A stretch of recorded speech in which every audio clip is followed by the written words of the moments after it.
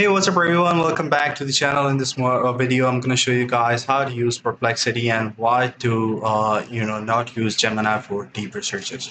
So the answer can be very subjective based on what you are looking forward to.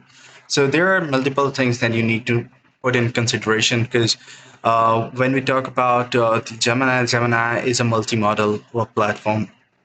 It has a lot of integrations, a lot of connectors, and it can be connected to various platforms, can be worked along with various platforms, can be integrated and used with multiple things.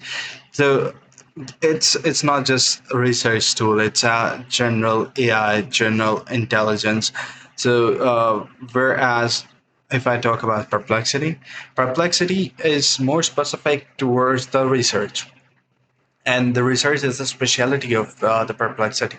So if you guys want to upgrade from Gemini to perplexity, the only reason involved is that you guys are going to use it for the academic research, for the other research, or maybe something that is specifically being listed towards like research papers or scientific research. It can be research or something related to research keyword.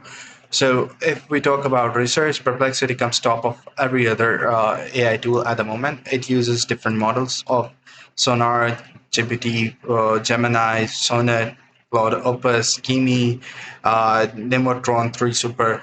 All these tools comes in handy when you want to use it, and there are different modes if you want to use it, like you by just entering slash. There are multiple modes that you can use: deep research, model council, learn step by step, computer skills. You guys can include this deep research, and obviously you can add if you want to add resources about web, academic, health, social, mind page, to be specific of what you want to need. These are kind of things are not included in the Google Gemini, so this is the major, push back from towards the Gemini, I would say. So this is the difference. I would say if you want to upgrade it from Gemini to Perplexity, the major focus should be research, not general queries. I hope you found this video helpful. See you in the next.